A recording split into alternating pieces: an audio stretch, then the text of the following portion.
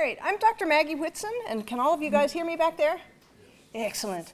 All right, so I am the director and curator of the NKU Herbarium, and I'm here to tell you about my virtual herbarium project, which is hopefully going to be a way to make these wonderful collections that we have much more useful to students and to researchers and to educators. So first of all, what is a herbarium? A herbarium is basically like a cross between a botanical museum and a botanical library. And so it is pressed, dried specimens, each one with a label that says what it is, where it came from, when it was collected, and who collected it. Things like this are extremely useful for scientific research. They contain a lot of data. They're also useful for educational purposes as examples of certain plant groups or to teach students how to recognize things. And they're useful if you do a lot of professional plant IDs as a reference collection. The challenge for herbarium curators is that specimens like this are fragile, and basically each one is unique, so they're really irreplaceable. So the challenge is, how do we increase usage and let more people take advantage without damaging the specimens? All right, a little bit about the history of the herbarium. It was founded in 1973 by Dr. Thuray, and at this point we have about 30,000 press collections, most of which Dr. Thuray either collected himself or traded for. And the project I'm talking about now started in 2014 when I, along with about 100 other universities, got some money from the NSF to make some digital plants. So how do you make a digital plant? Here are my two students working. This is Troy. He's attaching barcodes to the plant specimens and databasing the information from the label. The plant then gets passed over here to Pamela, and Pamela takes a high-resolution digital image. They can do about 300 specimens a day, and over 2 summers of work, they digitized about 23,000 plant specimens, which is everything we've got from Kentucky and everything we have from the southeastern US. And it's now all posted online where people can use it. This is a diagram of the process. So basically the barcode is used to name the database record. It is also used to name the image. And then when we send that information to our data server online, their software uses those ID numbers to match the image to the label record. And that way people searching and sorting through record information can also see the associated picture. So before you decide that this is just a fun biology project and nothing else, I'm trying to recruit people to try to use this in new ways and perhaps to let their students use it. The great thing about this data is nobody has been through all of it yet, and so there are all these new projects waiting to happen. So these are like museum collections. We have some old collections from the 1800s.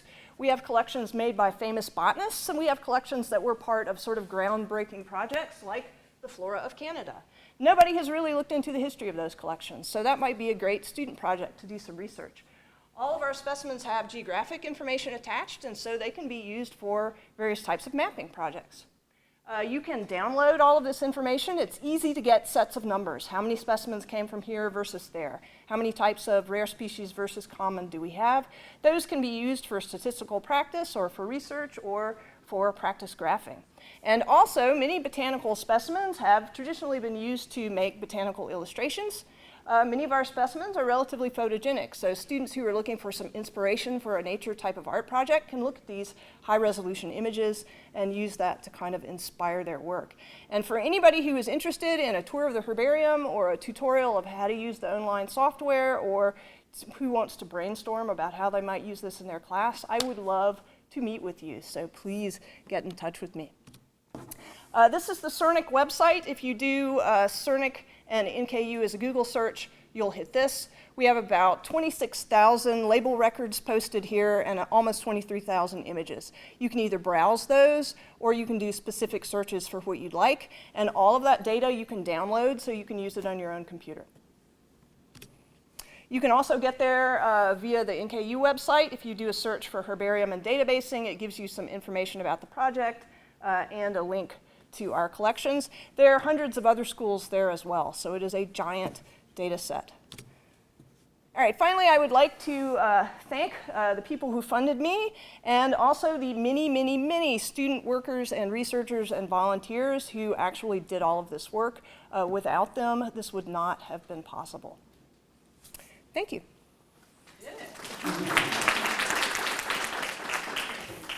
Good afternoon, everybody. Thank you for being here. I'm Erin Robinson. I'm from the Department of Nursing, and I'd like to talk to you today about our program. But before we start with that, I'd like my colleagues that worked on this project with me in association to introduce themselves as well.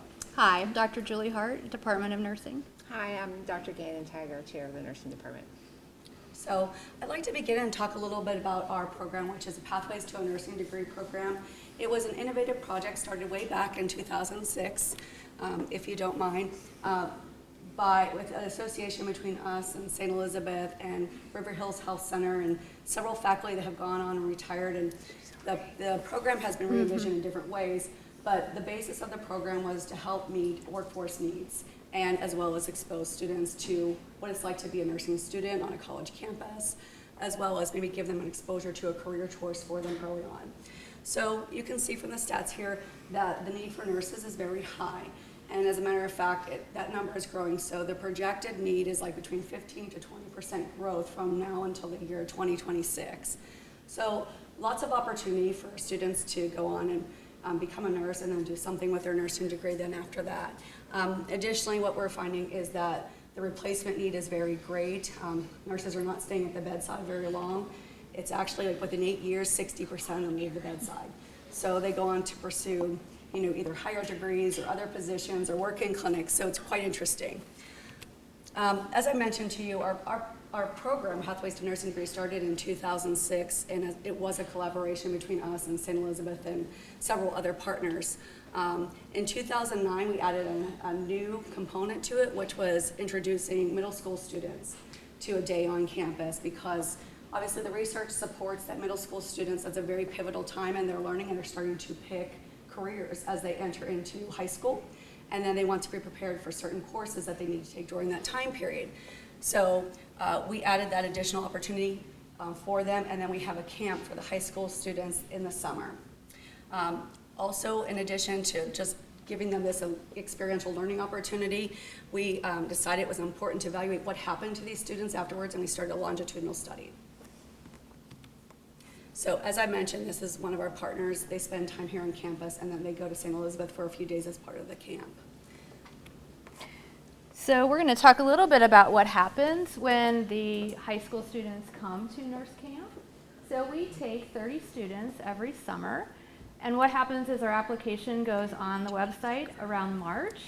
Prior to that, about January, we start getting phone calls from interested high school students, or parents start calling us, that want to send their children here to summer nurse camp. We can only take 30. Last summer we had 72 that wanted to attend. So the word is out. It's pretty popular, and people are wanting to attend. We could offer more than once a week in the summer.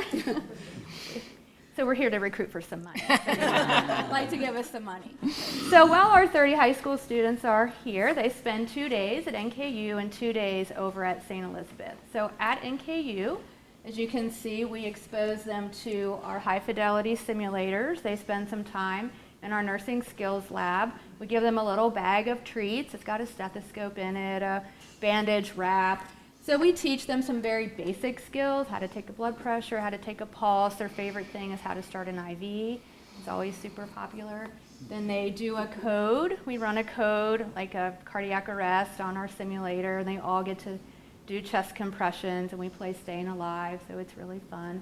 The mannequin lives, so that's always the good part about that experience. They also get to meet with some academic advisors and kind of get to hear what you need to do to get yourself into college, what you need to be doing in high school, what kind of grades you need to get.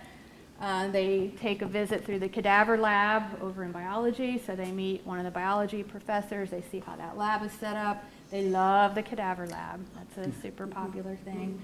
We've brought in pet therapy. We've brought in acupuncturists just to give them exposure to alternative medicine. They do a campus-wide scavenger hunt, so they're not just in the nursing building. We want to expose them to campus life, and then their evening time is spent playing games in the rec center, volleyball, and they spend the night in the dorm. That's super fun. They get snacks, they watch movies, play games. So they enjoy that time here. Over at St. Elizabeth, they do shadowing with some of the registered nurses on different units. They get a variety of opportunities, and they've been spending some time in their simulation center, and they get to see their flight helicopter, and so they have a good time there too.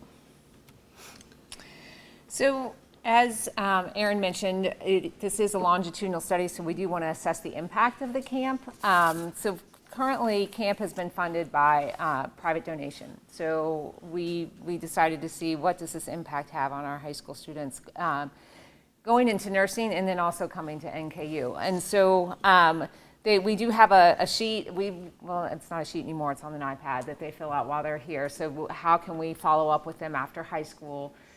This camp is for rising freshmen, sophomores, and juniors. So we will track when they graduate from high school. They do have a demographic and career goals survey, so we see what brought them to camp in the first place and why are they interested in it. The longitudinal data began collection in the summer of 2015, and this was actually pilot data. So honestly, the data sheets that we had to follow up with the students at this point in time were not the greatest. So we sent emails and made phone calls, and you can see the numbers here. So 22 total contacts were made out of that pilot data, but of those 22 contacts, 50% had selected nursing as a major. So we revamped all of our sheets that we were going to use to follow up all of our forms. And then last year was the first year we sent out an email to high school graduates that had graduated in 2015 and 16 who had attended camp. So there were 22 students that we needed to send it to. We had 14 responses. 71% had selected nursing as a major, and 5 of those students are currently attending NKU. So we get to see them, which is a lot of fun when they come. And then you can see that they did rate nurse camp as having somewhat or very much influence on their choice in a major.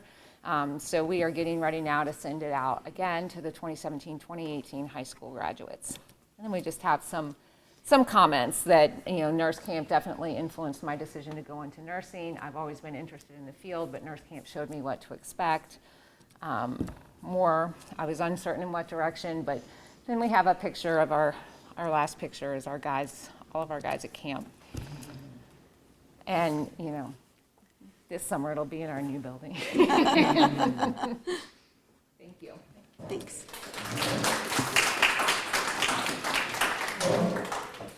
Hi, I'm Daryl Harris of the Theater and Dance Program in the School of the Arts. The project that you'll be hearing about is called the SEBA Initiative, Life Skills Through Theater Skills. The video that you will see itself embodies the project, and it also explains the project. It embodies it in that it was created by a student, an EMB student, and directed by him, Nicholas Clausen, and overseen by my friend and colleague, Chris Strobel, who you heard a bit from this morning, and he referred to this project. So this piece talks about that. And I'll stop talking. It's 5 minutes and 25 seconds long. Can you see okay? Do you need lights dimmed? Are you okay? Groovy. He told me how to do this. F5? Just hit the air button. And that's not as scary as it looks. Something's actually happening.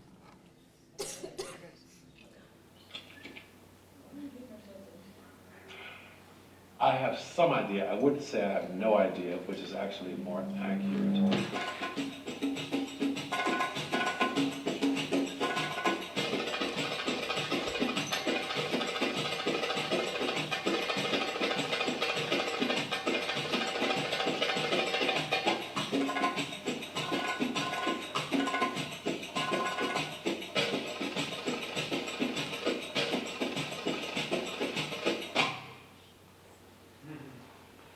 So what are we going to get ourselves into?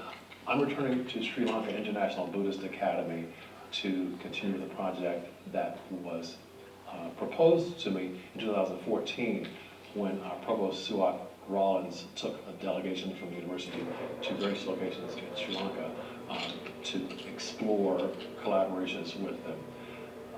one of the instructors at Sri Lanka International Buddhist Academy, or SIVA, came up to me at the end of the session there, because neither of us was saying anything, because they were talking science and biology stuff that just wasn't relevant to our interests. So she came up to me afterward and said that she was interested in doing a project using Shakespeare to help her English as a second language students to learn English better, to get more confidence in themselves. This year is normally we've been adapting Shakespeare pieces. So the first year we did an adaptation of Hamlet into simpler English for the project, and then we did Midsummer last year. And this year we are doing a traditional Buddhist tale, which Daryl and I are very afraid of and very excited by. So that'll be the biggest difference this year. Is instead of going from an English text to a Sinhalese text, we'll be going from Sinhalese to English. This is the first time we worked with dancers, and I'm curious how that's going to work out. Ken Popa will be going, but only for a week, to help with the choreography of it. So the choreographic process will be interesting because there's a lot of factors that I don't know. I don't know the ability of the dancers. I don't know even the interest of the dancers. So depending upon if they identify themselves as dancers or actors or movers, or then I'll adjust the choreography accordingly. Dance is so unique to a place and to its people. So I am excited to be able to infuse a little bit of what I know and what dance means to me here in the States, and to be able to bring back what dance is in Sri Lanka. By the end of it, we kind of become this really beautiful little unit, and to watch them grow is really incredible. I hate to sound like that's such an Oprah thing to say, but like to watch them grow from where they are, because there'll be people that come in that don't initially speak at all, or people that the teachers in Sri Lanka will say, oh, well, they can say a couple words, but we don't know, who will just catch fire when we put this text in front of them, and will be loud and outspoken and funny, and the first day we'll be like, where did you come from?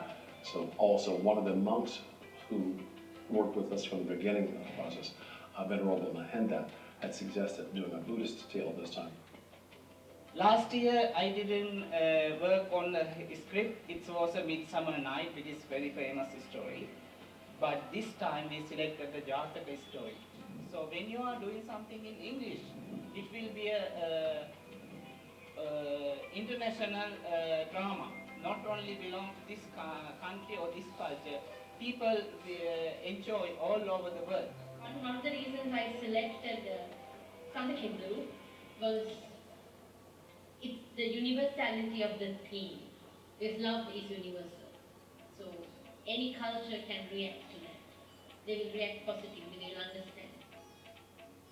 As you know, English is the word, the language that we have to use. The drama is very helpful to us to improve our knowledge and also our speaking skills and the leadership, personality, everything.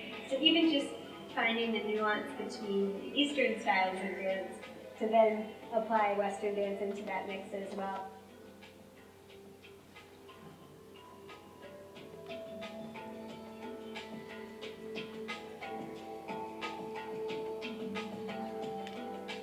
So we're learning some things about how to do this and how to find a melding between the Western and Eastern cultures, because I think that's part of the process. Part of the project is not to attempt to replicate Sri Lankan theater.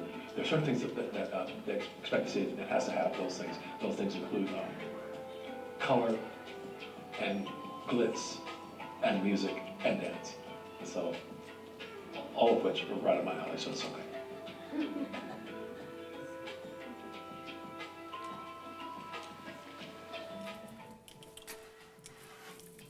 Yeah. So not only did I butcher Nick's video from 10 minutes to 5, I butchered his name. This was Nick Schultz. Oh,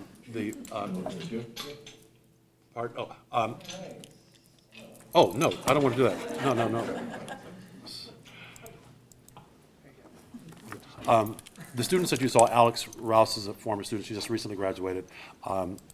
And she was like a super student. She came, the first year she came, she flew straight from South Africa study abroad to Sri Lanka to continue this particular project. Kim Popa, who did the choreography, has a dance company called Pones Inc. And that's why I brought in her, because they specialize in alternative forms of pedestrian dance. She was a former student who started a company after having been in my Arts for Social Change class. And so we're looking for other ways to incorporate, again, we cross over to EMB, other areas, religious studies, English, creative writing, et cetera. Nursing, because they have very health, other health issues that are involved there in that particular school. So that's it, thank you.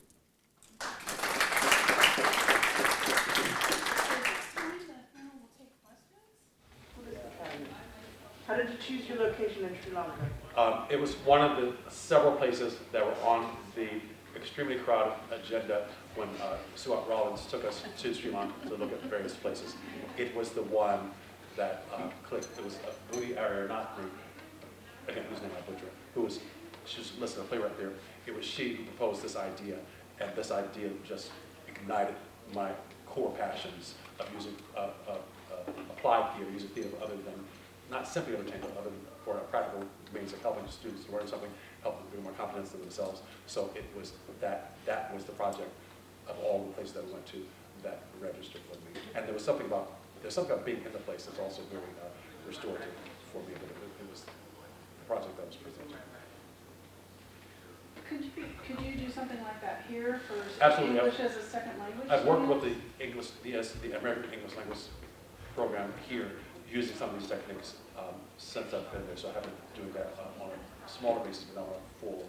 We talked about doing it on a full class basis. So I have been working with them using these techniques here and involving some of our students to be more personalized mentors with them.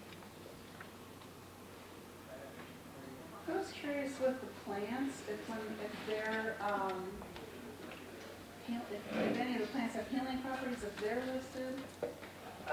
Information like that is sometimes noted, but not in any kind of purposeful way. If the person mentions it, then yes.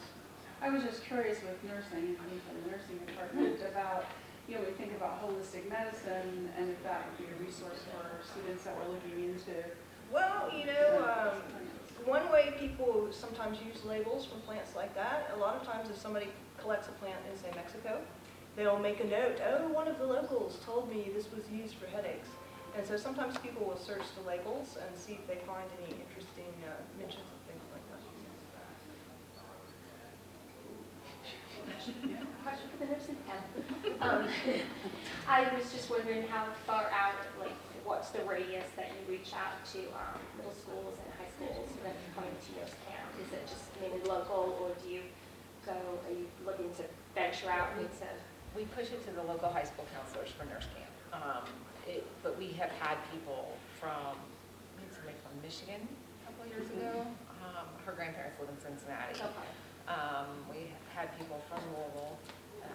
It really does fill up so fast that there's no way, and we're limited, our number's limited by St. Elizabeth, but at this point in time. So there's other ways to partner with other hospitals, but it's a full funding issue as well. And middle school, when we do middle school career day, we target low-income middle schools, 8th grades. So for the nursing panel, when does it open? Because you say you fill up quickly. When does it open and when do you close the opportunities? It's usually posted, the application is usually posted in March. It's usually filled within a week. And last year, we accidentally forgot to take down the application from the website, and we had 72 applicants. We had 72 applicants. So, for 30. And that was, it was only open for a month, maybe. So you just do on a first come, First come, first served basis, exactly. We'll have parents call, and we'll start taking names. And they'll call in January. The word is out now, so. We've had some repeaters, some that have come to camp more than one summer. I teach race and gender courses, so I'm preoccupied with such. I know they're male nurses, but I'm curious how early they identified that that's what they want to do. I saw one male in camp. Is that correct, or was it? Okay. We We've had males in the camp, and then we have students, like our current students that work the camp, so when that happens, you know, the male stays in the dorm as well. We make sure that they are able to have that same experience. But as far as, we haven't had a huge turnout of male campers. Now for the middle school days, it's always a mix, which is really nice. What we have seen in nursing though is the number of male students has grown exponentially. So my current ABSN class, I mean, there are like 20% male students in the ABSN class, and there's about 10% in traditional nursing. So that's been wonderful. I might have mentioned this, but do you charge for camp, or is it? Well, we have a $25 placeholder fee, which is not cashed, and then the money is given back because I don't know if you heard us say that right now we have enough funds because it's privately, you know, funded at this point in time. So it's just to hold their place, and the money is not actually spent. So it's essentially free. Yes. Yeah. But at some point the funding's going to run out, right? Yeah, or like at that point. So yeah, so we were discussing various ways to continue the camp. Looking for new donors is one way to definitely do it, but we could charge and it would not be an issue. Summer camp costs money. Now, if we were, and there's always the thought of, do you want to have 1 week geared towards maybe some lower income students or underrepresented type students, then you wouldn't want to charge for that. So there's all kinds of thoughts going through our heads on how to expand this, but it does take time and effort and funds. So. Well, I think we're at the end, so let's give the panel a round.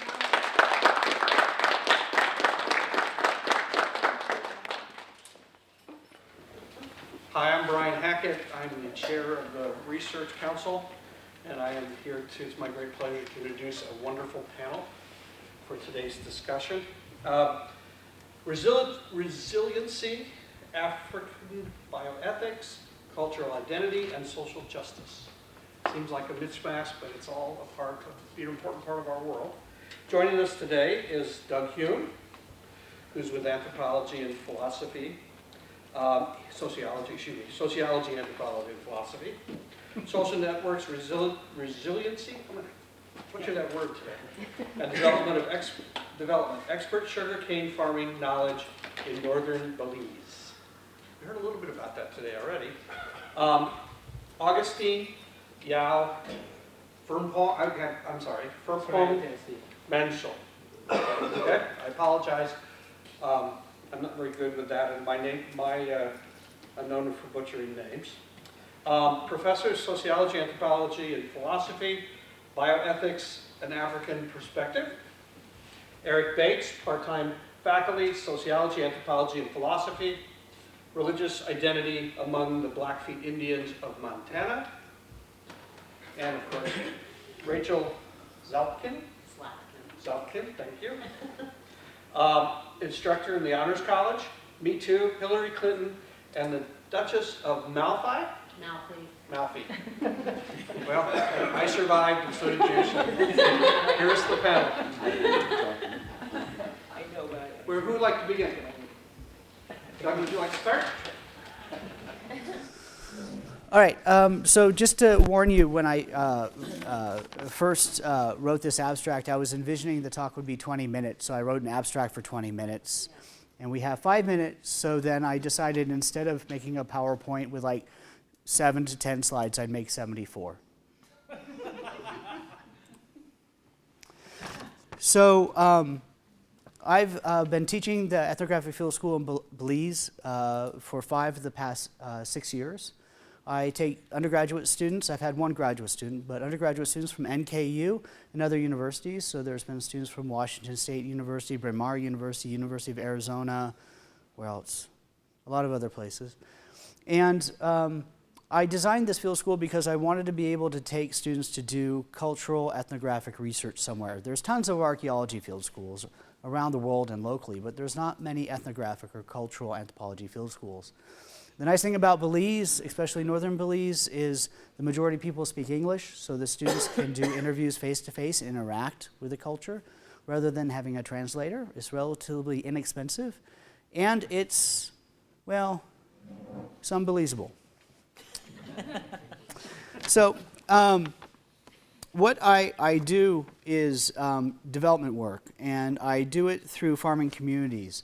I learned very early on in doing research prior in Madagascar that if people can't eat, if people don't have their basic needs met, they can't work on things like conservation or other types of human development issues. So who brings the food? Well, the farmers do.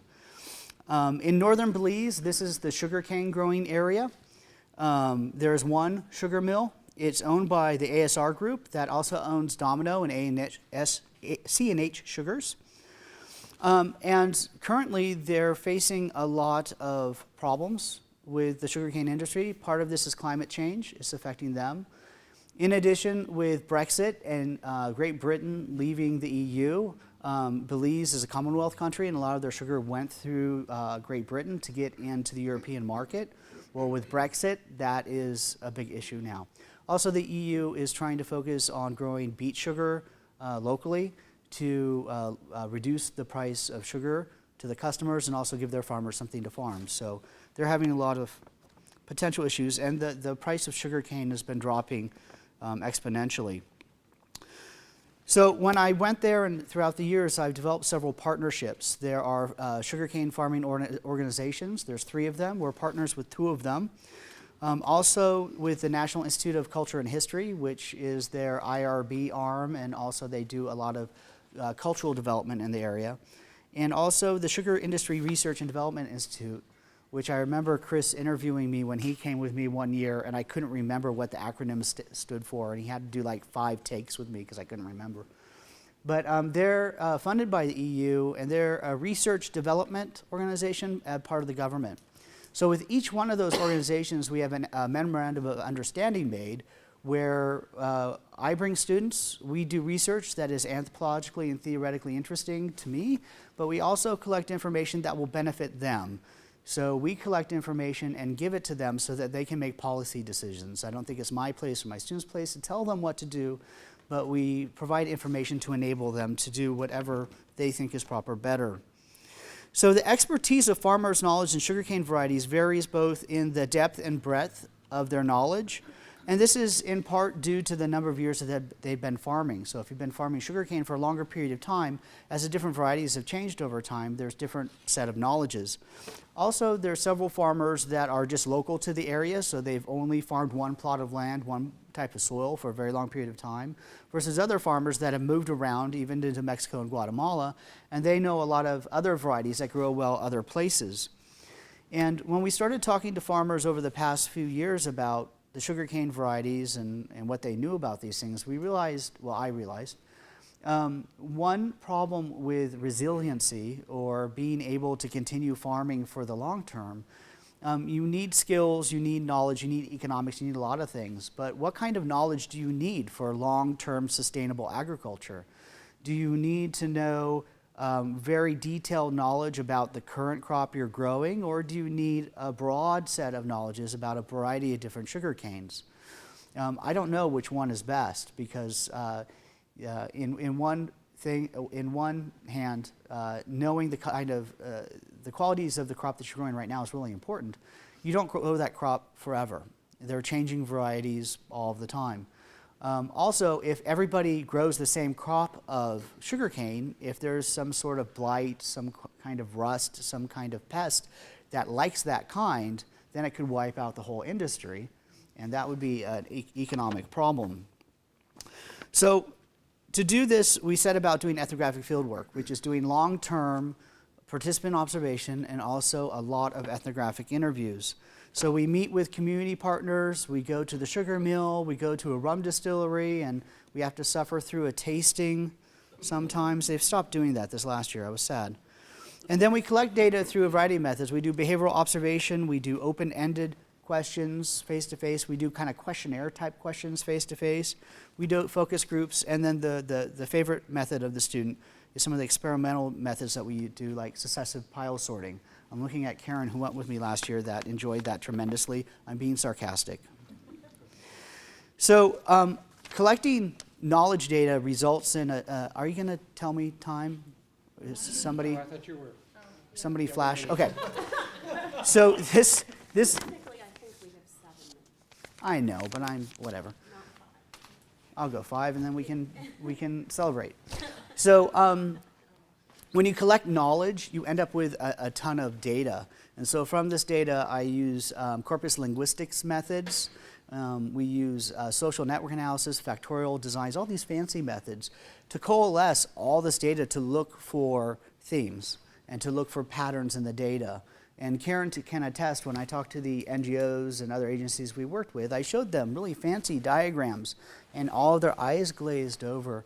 And then I explained what it meant, and they're like, oh yeah, that makes sense. So one of the reasons that we do these fancy methods is to make sense of the chaos, but also then to use it to verify our gut feelings we get. You know, when you talk to somebody for a long time, you get a gut feeling that you know what's going on. Well, then we go and test it through formal methods to make sure that that gut feeling is a reality. And then also give them fancy statistics, because then it looks like we know what we're doing. Currently, we're recruiting for the next year, and so this is a long-term project. We're building upon projects year after year, so we also collect data on kidney disease. We also collect data on agrochemicals and their use. We're starting a new project. We met with a group of individuals that are interested in revitalization movement, Eric's ears pick up, of the Maya Mestizo heritage in the area, and they have a local museum, so we're going to start collecting traditional knowledge around that next year. So it's an exciting project for students to be involved with, where they can do actual research, and then we go to a national conference and present it and do a report, and it's truly an unbelievable experience.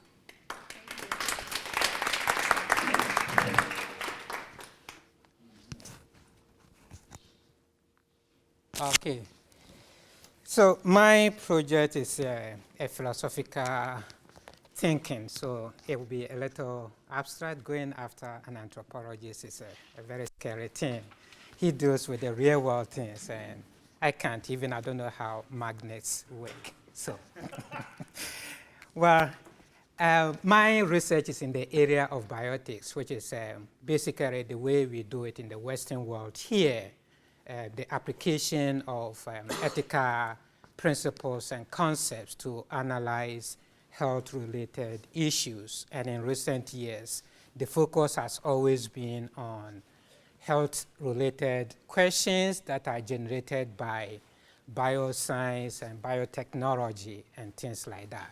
So we deal with reproductive technologies and then abortion and all those other things, which have been the central focus of bioethics in the Western world. But if you extend it to the other world, they don't deal with the same issues that we deal with here. So I have focused on the African sector and thinking of how does bioethics apply in those non-Western countries. And my focus has been on the ethics side. The ethical systems in the Western world is quite different from the ethical systems in the non-Western world, particularly Africa and the Asian countries. So I began to try to see how we can think of bioethics from the African perspective. So I was lucky last year, 2017, to obtain a project grant, and I contacted people at university in Ghana to organize a conference and then bring people from Africa, across Africa, from South Africa, so many other places in Africa, and then think about these issues, how to think of bioethics from African perspective. And we got a very, very good attention. In fact, we were surprised to even get a support from the United Nations, because they were very interested in this, because in Ghana and many African places, you can graduate from a medical school without ever taking a class in ethics or medical ethics or bioethics. It's all technical because they need to graduate the people. They don't have room in their curriculum for other things. So we have even physicians who presented, and they face so many ethical issues and don't know how to deal with that. So it was very, very interesting conference. I think this is, it got also great coverage from the news media. This is just one of the media, and I was surprised. I didn't even see this until I came, and then people sent me this, that the media was all over the country in Ghana on the news and others about somebody from the US coming to Africa to promote biotics. So the expert promotes use of biotics in the healthcare. And that was the first conference organized in biotics in Ghana. It has been done in Nigeria before, but that's a long time ago. So I'm not surprised it got that sort of attention it did. So this is just a picture of some of the conference people. And then after that, the UN encouraged us. They want to have a curriculum. They are trying to find ways to help the Ghana and many other places to integrate bioethics into the curriculum. So they encourage us to find ways to come up with a publication. So after I came, and then I worked out with the person I co-organized the conference with, and we were lucky to be able to come up with a book. It came out just this month. Okay, so that's what you see over there. And I'm just running through quickly some of the chapters: bioethical issues and challenges in Africa, traditional African health practices, ancillary care. And this is very, very important. Medical research in Africa is a very huge thing because they attempt to find maybe cure for some of those health-related issues require research. What? Okay, so these are some of the questions there, but I'm going to quickly. So I have given examples of the bioethical issues that in the Western world we deal with. In the African session, we get female genital mutilation that some of you may be familiar with, which is a huge issue. So if we are restricting bioethics to the Western perspective, these issues will not be addressed. That's why we need African perspective, so that issues that the African people themselves are dealing with can be addressed and discussed. So I'm going to give you a central ethical issue driving some of these African bioethics that we are discussing with. In the African bioethics, we are looking at ethics from the Western perspective, and that is individualistic ethics. When you're talking of moral responsibility and moral agency, or even in the healthcare, informed consent, we are looking at it all from the perspective of the individual patient and then the individual person's authorization or approval or choices. But when you go to the African context, the cultural system and the ethical system, it is not individualistic. It is rooted in a philosophical I am because we are. It's a community-centered. So how do you obtain informed consent in a culture which is communitarian? It's a community-centered. We cannot adopt and apply the Western model of informed consent, which is rooted in the concept of I think, therefore I am. My existence is all about me. That's alien to African culture, and you can apply those principles. So what I'm arguing for, and we are arguing for in this paper here, whereas in the Western world, agency and responsibility is based on capacity for reason, I think, and therefore I can make my own choices. In healthcare, you go to Africa, it's capacity for communality, being able to connect. So if I'm sick, well, it may be a huge bill and others. To what extent does my choice also affect the entire family? I have to think about other people. Though it is my health, but it's not me. So self-identity in the African culture is not just about the single individual. It's a community-centered. We call it the other self. So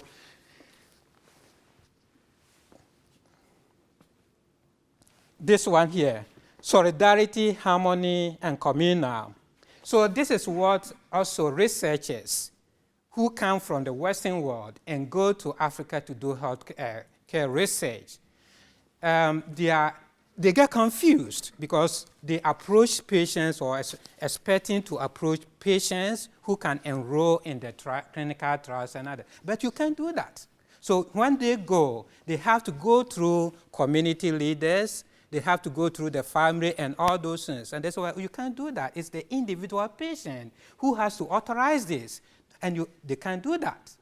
If they do understand the cultural system and the ethical system, then we will be able to find a way out of obtaining informed consent, not in the Western sense, but also looking at it from the perspective of African ethical system, which is rooted in the principles of solidarity, harmony, and communal living.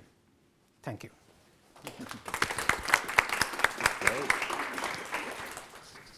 I'm going to sit if that's okay. I've been standing all day. Let me make sure this is okay. I want to thank some of my students for being with me today. And I got to meet a former student from years ago. She was, where were you in? You weren't even in college yet. No, I was a junior. So it's nice to have you all today. But I'm going to talk a little bit about religious identity among the Blackfeet Indians of Montana. When we look at my study, I'm looking at the politics of intergroup or intertribal identity. So the politics of intergroup or intertribal identity. Now, the recent controversy over Elizabeth Warren, which, by the way, my colleague and Professor Emerita, Dr. Charlotte Neely, produced a great piece that's out there in the news right now on this very issue. So I'm not necessarily talking about the politics of Indian identity, but the politics of intragroup identity. So these are people who are already established, okay? So let me take you to Montana, my home away from home. I love Montana. I miss it so much. But I did my work with the Blackfeet Indians, obviously, up here in the Northwest. If you've ever been to Glacier National Park, this is the home of Glacier National Park. It's absolutely beautiful, the most beautiful place, I believe, in the United States. But that's, to give you a little context of there where my study was, that is their reservation. It's about 1.5 million acres right there. This is Freddie and Phyllis Bullcalf. They started to be key informants of mine, but they eventually adopted me as their son. So I've been doing work in the area for 10 years, so I was around them enough for them to feel comfortable to adopt me, and I love them. I love them a lot. She is Kainai, or Blood, up in, there's actually 4 bands of Blackfeet. She's a part of the ones up in Canada. And he is Pikuni or Pigon in Montana. Actually, that's where he is from. So just to give you an idea. So when I started to do research, it's actually interesting because Freddie and Phyllis are actually pastors of a church. When I went into the area, and as any good anthropologist does, you start to observe, you start to look at things and see what is kind of unusual and what's really cool, in that particular environment. So I start to see all these Pentecostal churches. I mean, I see the one Catholic mission, it's still there from a long time ago, but I see all these independent Pentecostal churches all over the reservation. So I come to find out Pentecostalism is one of the fastest growing Christian movements among the Plains, Basin, and Southwest indigenous people, as well as among urban Indians. So I started to take interest in these Pentecostal churches.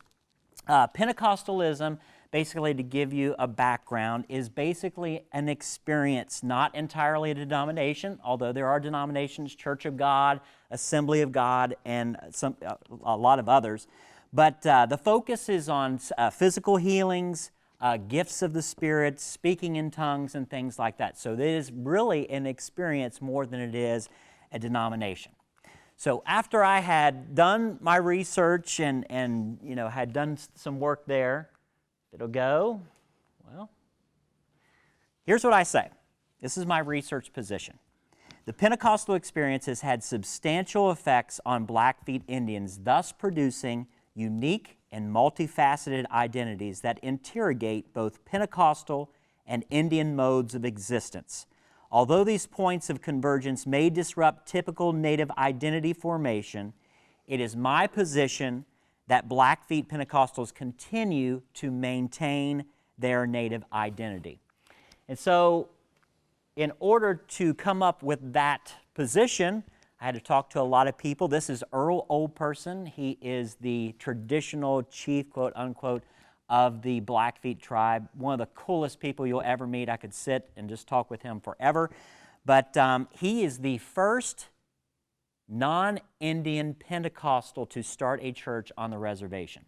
So that really intrigued me. I mean, here is a guy who they say is basically the chief of their people, and he had this Pentecostal experience. And so I started looking at really my research started going in two different fronts. One front was the ethno-historical data, because I started looking in books, looking in libraries everywhere. I could not find anything about the Pentecostal experience on the reservation, and there's been a lot of work done with the Blackfeet Indians. So that was the one front. The second front was to support the theory.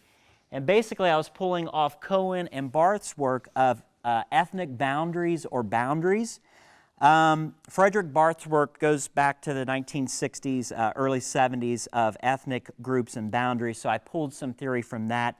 Anthony Cohen suggests that boundary is essentially a matter of consciousness and of experience, and is predicated of their culture. And then boundaries define shared cultural values which maintain distinctions between different groups. So I was looking at those distinctions actually within the group.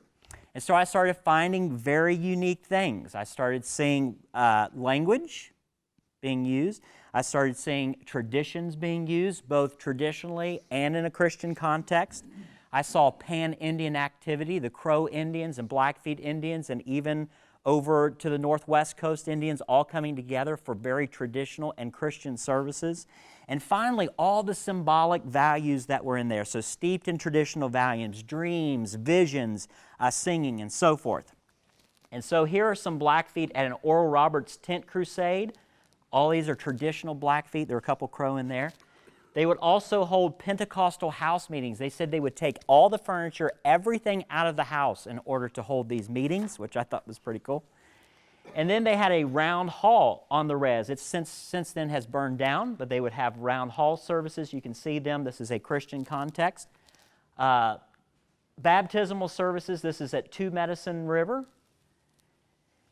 And then this is not on the res, but this is contextual ministry, where people actually dress up in traditional garb, use hand drums, big drums, and in a traditional Christian context.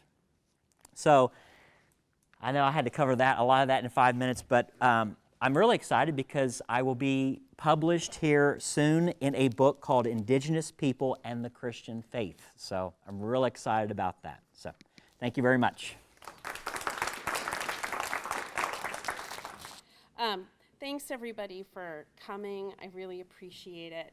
I am here to talk to you today about the Me Too movement, as well as Hillary Clinton and a 17th century Jacobean play written by John Webster called The Duchess of Malfi. It will all fit together. In 1997, Tarana Burke sat across from a 13-year-old girl who needed her help because she'd been sexually abused. In the moment, Burke did not know what to say. 10 years after this event, Burke founded Just Be Incorporated and coined the Me Too movement, an organization particularly focused on women of color who have experienced an assault.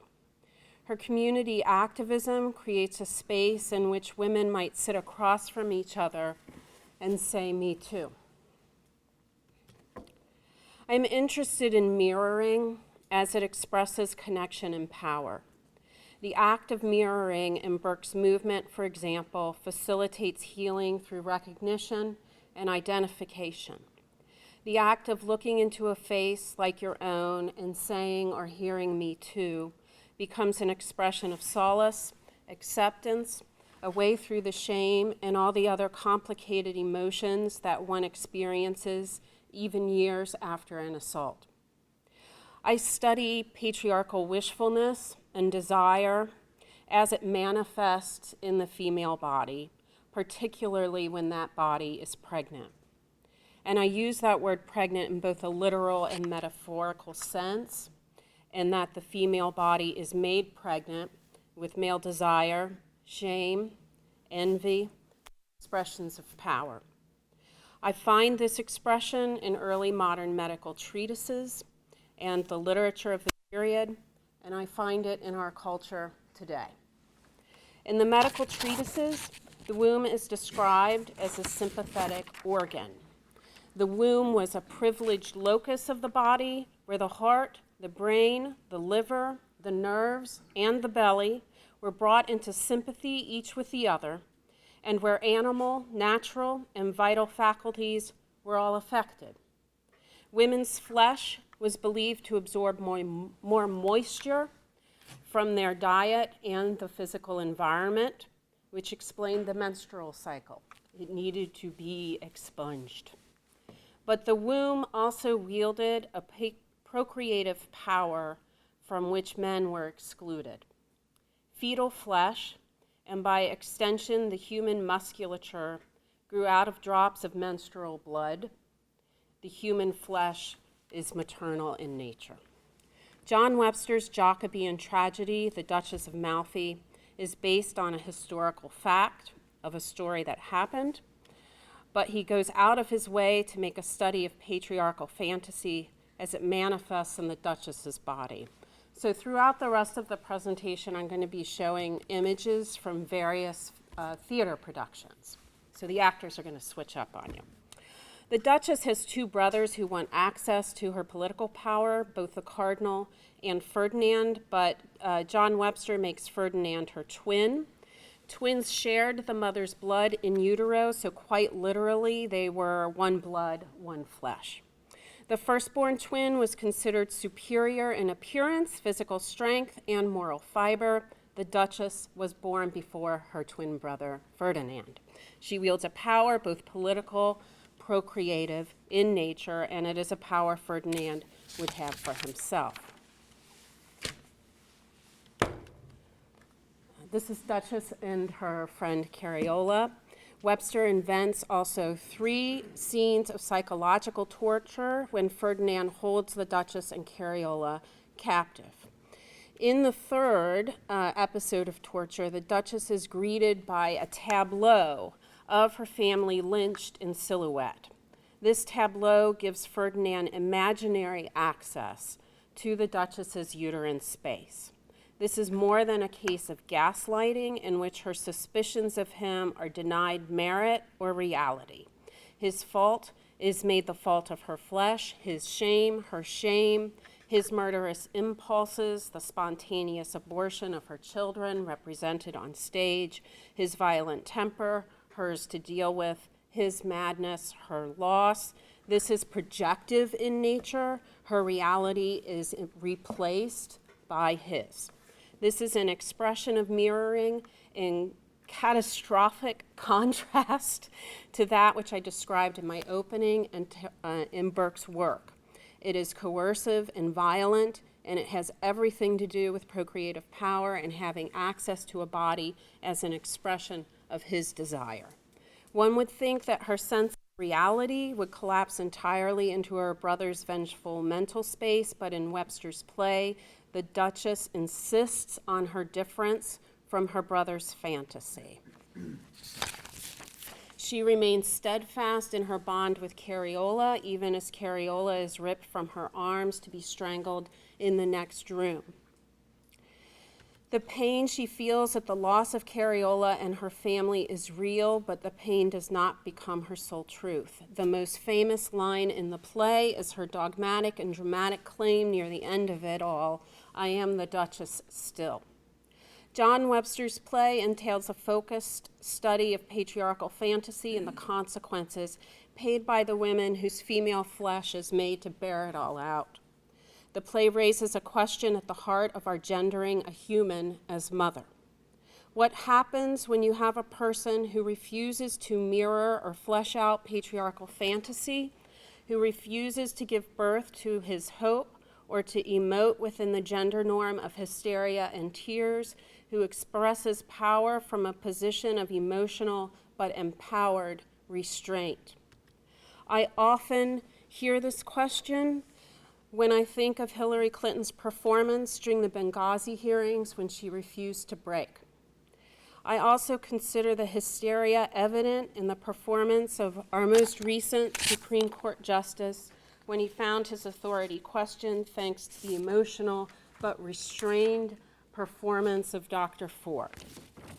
The voicing of stories, despite personal and professional risk, changes the environment from one of shame and potential endangerment to recognition and potential change. The The cultural shift thus far has a good deal to do with the lifting of shame from victims and placing it squarely on the shoulders of perpetrators, but especially for those who continue to ignore the systemic nature of sexual harassment and assault, who say, for example, that a U.S. president's sexual relationship with his 21-year-old intern is somehow not an abuse of political power. This work serves as a reminder that such abuse of power is, by definition, systemic. Such structures must be dismantled for any substantial change to be made to the environment women daily navigate. Without systemic change and follow-through, the scale of the emotional work will rest unduly on the shoulders of those most at risk, whether in secret or out of it. Thank you.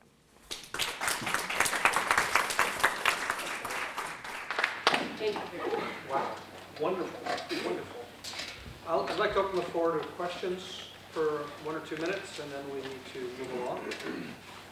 Any questions? Because I have some if you don't. Okay, let me ask a very simple question of a couple of you. Let's start with Rachel. Rachel, is the world getting better? I thought of my talk during the lunch because the lunch was about smiling and being more positive. And I thought, oh, I'm missing that note. I think there's a conversation that's happening that should have been happening for a long time and all along. And I'm happy to participate in that discussion. But I think the political situation is such that we can't let it end. We can't let the conversation stop. And we have to activate. So, thanks. I'm as positive as I can. Well, I think that's good because I think that 10 years ago we wouldn't have this conversation. You know, and that's, to me, is evolution. We're moving forward. Yeah. I think part of my concern is always that, especially when I think of Dr. Ford, right? This was her area of expertise. She has a PhD in clinical psych, and so she was able to make references to her brain and fight and flight and all this stuff. It was fantastic to see on top, the academic of it, aspect of what she was saying, on top of kind of hearing the emotion in her voice, but also seeing such a level of control and awareness that she was able to move through that for a greater cause. And I feel like that's a lot of work that's asked of a victim of assault. And the shift I would like to say is about a sharing of that work. I certainly would not have had that fortitude that you. Yeah. I have one more question, I guess, unless there's an audience question. I think you got to wrap pretty quickly. Okay, quick question I wanted to ask for Professor Hume, and that is, what is the effect of this work on the students?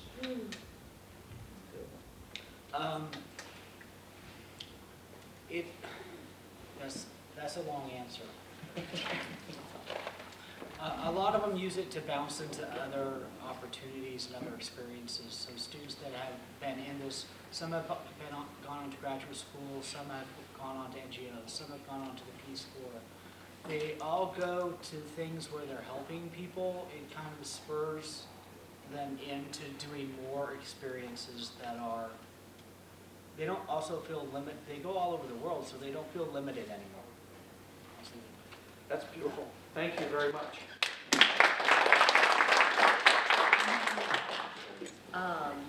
So do you want everyone to introduce first or just before you're starting? Just before you're starting. And I just wanted to mention that the topic is health and environment across the lifespan. Great. So I'm Chris Curran. I'm in the biology department, and I'm the director of our new neuroscience program. We had a neuroscience minor here since before I joined the university, and it became a bachelor's program in 2017. And now we have new facilities, so we're really at the point where we're actively recruiting. By training, I'm a developmental neurotoxicologist. And so I got my master's in biological sciences at the University of Cincinnati, and then my PhD in environmental health, focusing on developmental neurotoxicology. And that does actually fit with lifespan, because development right now we define broadly as what happened to your grandparents could affect you, and the environment very broadly. So whether it's diet, exercise, stress, it's more than the pollutants, although that's the major focus of my research. I wasn't sure what the audience was going to be, especially since this is wonderfully multi and transdisciplinary. So I do want to emphasize that neuroscience here, multidisciplinary to me means each person does what they always did. So the carpenter pounds nails, and the plumber works on the pipes, the electrician works on the wires. But transdisciplinary is a synergy where all of the disciplines work together and actually become more powerful in understanding human behavior, or in our example, we use a mouse model. Questions that usually come up is why use an animal model? Why not just go straight to humans? And I just briefly always want to address that, but there are ethical issues, there are control issues that are important.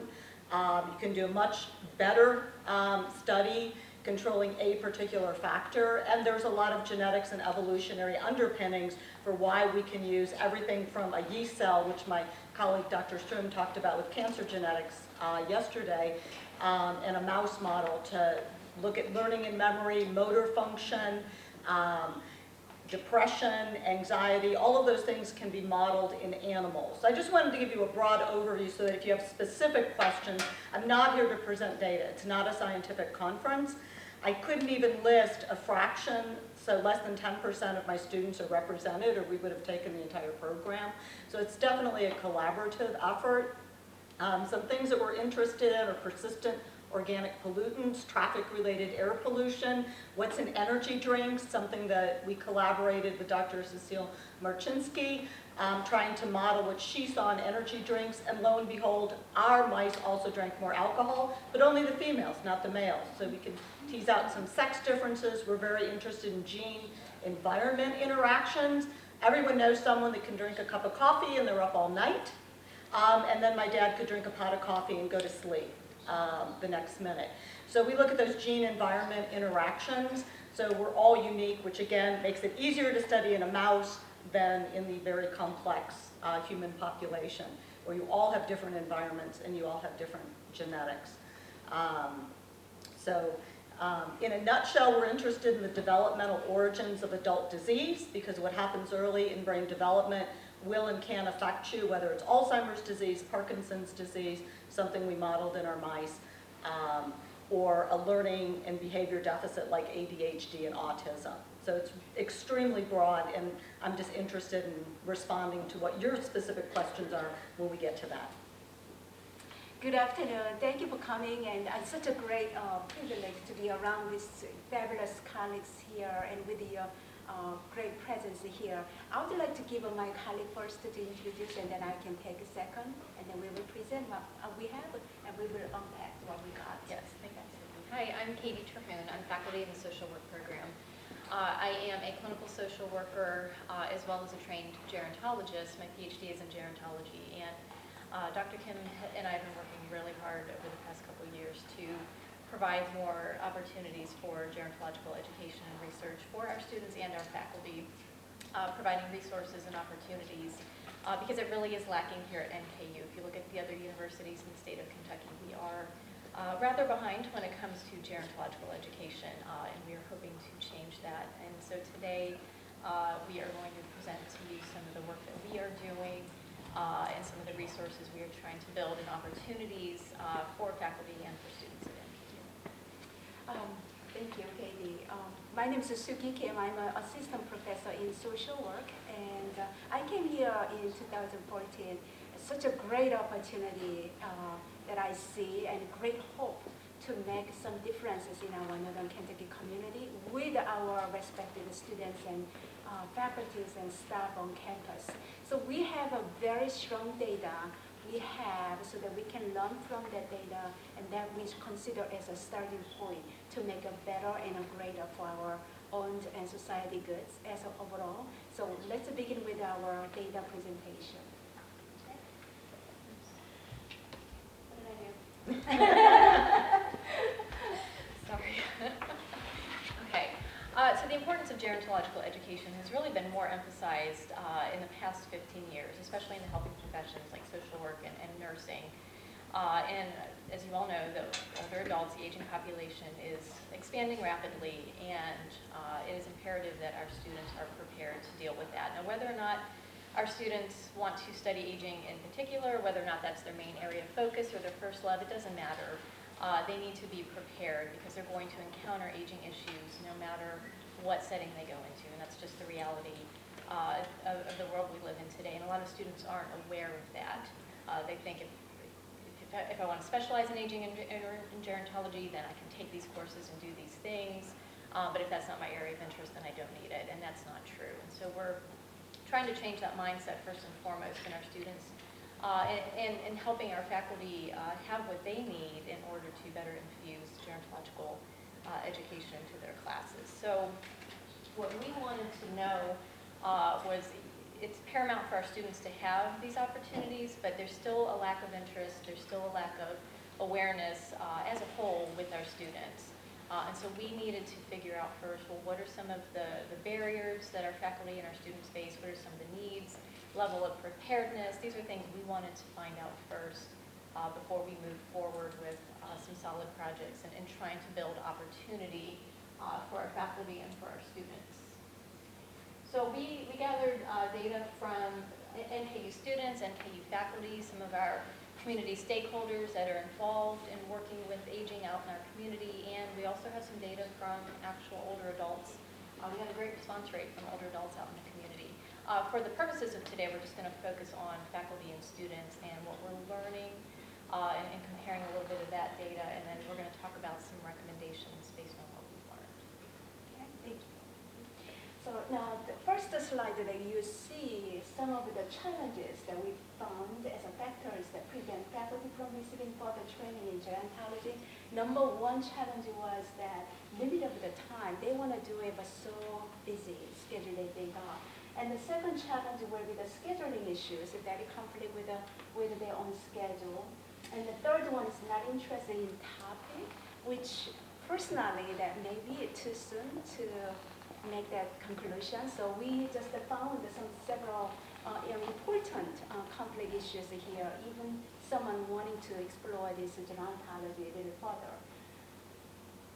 This slide will represent and addressing a rapidly changing society between the student and the faculty, that we were curious to know about whether they are not prepared or somewhat prepared and very prepared. As you see, somewhat prepared is the little medium that you found it, but the very prepared that you see is very, very different. That we see that so few people are very prepared for this aging.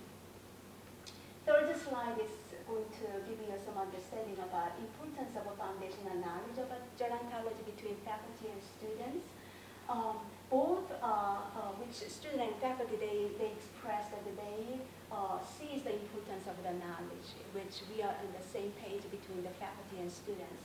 But some of the differences between no and maybe, and I see, and we see that as a maybe portion, that is such a great hope that we can make a turning point to be seen as a yes category next time. Importance of all college students receiving fundamental aging knowledge, then you see that some differences in between student and faculty. You see the not importance was that so fewer people expressed that, but the somewhat importance, again, this medium responses give us a great hope and we can make a huge changes from now on.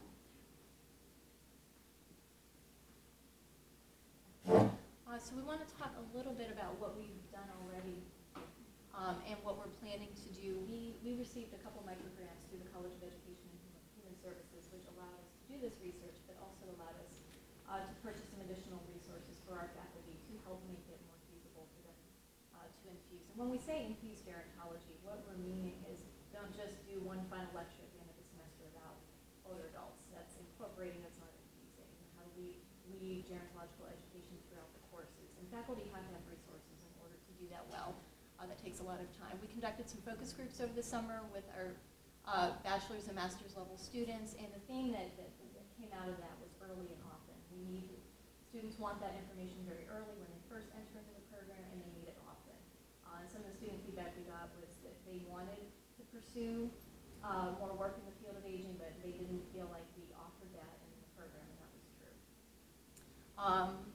We are currently working toward a micro-credential in gerontology. The problem is we need more classes developed, so we're in the process of doing that first. We're going to be hopefully offering that to our students in the next year, which is really exciting, and that gives us some potential to build. And every year in the spring, we bring Careers in Aging Week as an international movement.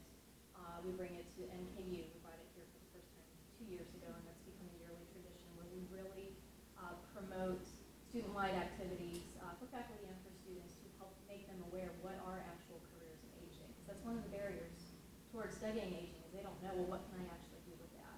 So we do try to help them see actual feasible careers that could help them be successful. And one of the things is that our community sees the need of our students, and that is such a great that often through this campus awareness of the aging. We did it 2 years ago already. Time flies so fast. We had image contest that the students can submit the photos of what they see and perceive as aging. And so we had some fun activities on campus. And not only for that, those kind of activities we delivered to our own regional senior expo in 2017 and 2016 as well. So it's such a great way to engage with the student and community, that the community sees the need of our student and also more of the aging education, so that we can train equip our students so that they can serve ultimately the older population in our region and beyond.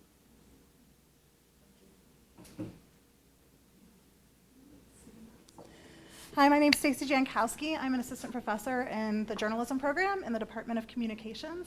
And today I'm going to be talking about news framing and how news framing impacts people's emotions when they read stories about health.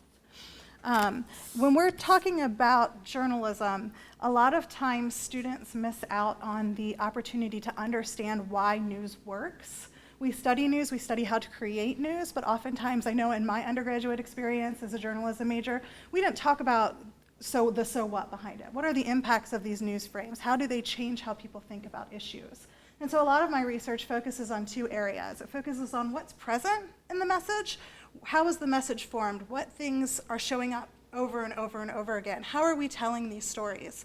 And then how do the ways we tell these stories impact the way people think and feel and act? Which is something that helps impact our society as a whole. It impacts public policy. It can impact the way we vote. It can impact the way we allocate resources. And so media is very powerful. It's not as powerful as perhaps we've thought in the past, where we had the hypodermic needle effect, where we just injected people with media and they believed what we said. It's not exactly that powerful, but there's still impacts that the media has on people. So the way I often look at this is through news framing. So journalists choose to tell stories in certain ways. Journalists can't tell everything that happens. We don't have the space or the time to do that within our newscasts or within our newspapers or even online. So we select the things we find important. We talk to the people that are newsmakers, the people who have things to say about those news issues. So news framing involves this selection. It involves exclusion and inclusion. What are we choosing to put in the story? What are we leaving out of the story? News framing provides context for us. It helps us understand the world around us. It helps us understand the things that we are facing in our communities. This helps audience know what to think. It helps audience know who to blame. And when we're talking about health, that's very important. Who do we blame for these health issues? Because if we blame the people with the disorder or the disease or the condition, we're less likely to help them or to support public policies that help them. So news frames can impact people those ways.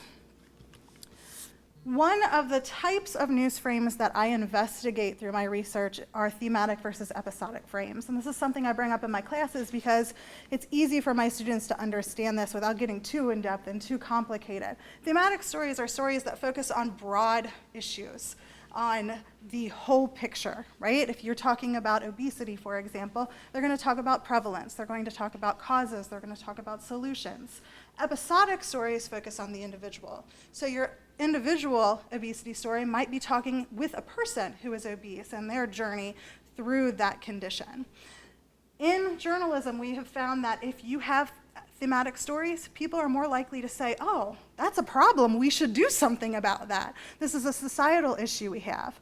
While other people who read episodic stories might say, well, that's a problem that that person faces, they should figure out how to deal with that, which has a lot of public policy implications and a lot of resource allocation implications. If we blame people for their disorder, we're less likely to help them, like I said before. Another way that frames can impact people is through emotion. And through news framing studies, we're really starting to investigate emotion more and more. Frames impact the way we appraise situations, the ways we think about them. And these cognitive appraisals impact the way we feel about those things. And emotions, we know, influence the way we behave. And so what do reading stories do for you? How do they make you feel? And then in turn, how do those feelings make you act? Obviously, it's a lot harder to figure out how one news story makes someone act in the future, but we can do simple studies to figure out how one particular news story makes someone feel in that moment. So in this study, I actually combined two studies for this project. In this project, we looked at qualitative answers to emotional questions. So I manipulated news content and had people read stories about obesity, depression, and drug abuse, not in the same story, in different stories. That would be very, very difficult. That would be a sad story, right? And so I manipulated the frames, how these stories were told, and I asked lots of questions, but a set of questions that I asked was, well, did you feel angry? How angry did you feel? And then I asked, why? Why did you feel angry? Why did you feel sad? Why did you feel sympathetic to this person? To determine what showed up most often. How are people responding to these stories? Because if they say they feel angry, it might be something to do with the story. It might be something to do with something completely different, right? We don't know why people feel the way they feel. But we also wanted to look at whether or not these frames had common themes in the answers to these stories. So I'll talk very quickly through the methods because this is obnoxious, right? So I had two experiments. The first one did a 2x2 framing. I had thematic stories and episodic stories, and then I framed those stories either in gains, emphasizing benefits. These are people who got better, are people who are solutions that were proposed as ways to help the issue. Smoking bans, trans fat bans were our solutions in this study, or they were framed in loss. It's not going to help the problem, or people aren't going to get better. Our second study looked at a 3x1. I kept everything gain. Everybody got better. It was very happy. And I framed the stories either in an episodic way about a person who was obese, a person who was depressed, a person who was struggling with drug addiction, focusing on heroin abuse. I looked at thematic stories, again, looking at those societal solutions. Soda tax in this one. People did not like the soda tax, just to let you know. A soda tax in this one. It looked at allocations of taxes on opioid prescriptions to help fund rehab facilities, and also health insurance, being able to provide more insurance parity for people with mental illness. And then I also looked at an episodic, thematic, episodic story. And I did that because that's real life. Journalists usually don't write these stories in isolation. Oftentimes the stories have more than one frame. I picked the episodic, thematic, episodic because that is a very traditional way a journalist writes a trend story. They start with a vignette about a person, they go into the problem, and then they end with that vignette about that same person to sum that up. So I wanted to see how these frames impacted people. I did this through an online Mechanical Turk study. When I look at the results, it's really interesting because you do see that frame impacted the way people responded to those questions. Episodic stories often had people focused on the person. They said, oh, it's really sad that Amanda had this experience. I feel bad for her. Thank you. Sometimes those people would also say, I understand how she feels because my family or me or someone I know experiences that. That sympathy can be very helpful. In thematic stories, you saw that people were very focused on the broad, the overarching. You know, this is a problem for society. What should we do? I feel bad for all of the people who are dealing with this, instead of just Amanda, right? I'm not going to talk about loss and gain frames because I didn't spend too much time on them, but when we're thinking about thematic and episodic do help drive those frames and help people to experience those emotions either in a more global and a more individual sort of way. In study 2, the combination of the frames, which was the different thing, did some strange things. People talked very complexly, kind of like they did in thematic stories, but they added that personal connection, right? Either the person in the story, or they said, yes, I understand that person's plight because I've experienced that myself, or a friend has experienced that myself. We also saw throughout this study that emotions sometimes were felt not because of the story itself, but because of a person's own connection. Some people were very angry. They said, I don't want a soda tax. It's not my fault that people drink soda and have gotten to be obese. I drink soda and I should be allowed to do that. There's a lot of personal freedom that gets infringed upon that people react to when we're talking about taxes. Similarly, we saw in this episodic story about obesity, that played through in that the responses here were probably the most judgmental. The other thing to think about in these stories that I'm interested in investigating were that these were people who were striving to get better and striving to leave a stigmatized condition. But there's all sorts of people who don't want to get better, right, into what society would call get better, who believe that they are fine. And if we don't have people striving to leave the condition, how's that going to affect the way people act? So there's lots more work to be done here. It's an interesting start because people don't usually look at framing in a qualitative sort of way in terms of experiments. So even finding this and these initial findings are going to help impact studies in the future. So I'll stop there since my time is up. But going forward, we can't assume where feelings are coming from, like we said, and then we certainly need to continue to understand the impacts of our messages, because what we do is very powerful, either from a journalism perspective or from a health communication perspective. And so therefore, if we don't understand what we're doing, if we're trying to be persuasive as health communicators, and we don't understand how the messages work, then our work is not being helpful, right? And if we're journalists and our work is having unintended consequences, we need to be aware of that. Now I'm finished, sorry. Stacey,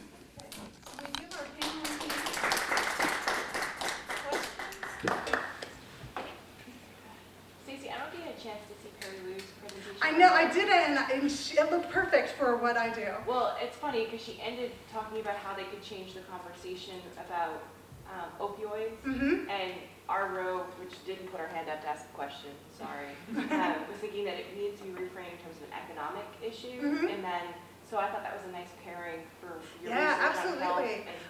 Absolutely. And too, if we're talking about stigma, oftentimes stigma lessens when you get to know someone with that condition. So does using those frames where you actually meet people, does that help? I don't know, but I think the economic is really helpful there, probably. She's looking for ideas. Okay. I will email her. When you're looking at this, do you ever consider, I'm sure you have, like news fatigue? Like how some people maybe 3 years ago would have reacted, but since there's been so much on similar topics, absolutely, like obesity. Absolutely. And I didn't test for that in this particular study, but you do see some of that reaction in the qualitative answers. You know, I'm so tired of people complaining, or I'm so tired of it being my responsibility to make sure other people stay healthy. And I think that that can be attributed to news fatigue, you know, and I don't know how to fix that. but studying that, I think, is an important step. When people are self-selecting, and with digital media, it's easier than ever. Absolutely. So have you or a colleague really looked at, I mean, certainly we see it on the political, that you want your opinion reinforced. So if you were already angry, you're only going to self-select for reinforcers. And it's very interesting because the gain story shouldn't have caused anger, because it was happy. And it was really hard to write a happy heroine story, I will tell you, because I looked at lots of stories before I wrote those, and there's very few of them out there. And so when you get into a story, sometimes your own opinions and your feelings are certainly going to trump whatever's in that story. And we saw that happen when they would start complaining about things that weren't even mentioned in the story because it was threatening, whatever was threatening to them. Absolutely. I have a question, Chris. So you looked at the abstract, your abstract, and I guess I have a question when it comes to fish and eating fish. Okay. And so because you're doing the studies to look at like prenatal or internatal effects, but And then there's, well, fish is a better option than beef, so like how much is too much? And we already tell pregnant women not to consume fish or certain kinds of fish. And that's the key. So one of the, I should have just brought the Kentucky map one of my students made, but it shows where all the PCB warnings, which is also where you have the mercury warnings. But for every state, PCBs are #1 in Ohio, and they've been banned since the late 70s. That's why we say they're persistent organic pollutants. But if you look at, most of it is transferred during breastfeeding. So if you look at the trade-offs, the benefits, the nutritional benefits, it always outweighs the potential risk. But this is where the gene-environment interactions, what we're interested is identifying that subpopulation that's at highest risk, because for them it may, so you can look at the general population, we really want to identify those that are most susceptible, and we've clearly identified some genes that make a difference in how you metabolize it. So there are some genes that actually mom is able to sequester in her liver, so very little actually gets distributed to her offspring. A mother with a different genotype is going to dump it out. But there are really nice charts that show you can eat a lot of fish that's good for you. And it has the right omega-3s that are good. So when we said environment, you want those polyunsaturated fats, and they're being supplemented in infant formula right now for those who don't breastfeed. So you definitely want the diet that's going to give you the best advantage. But how many fish meals do you eat?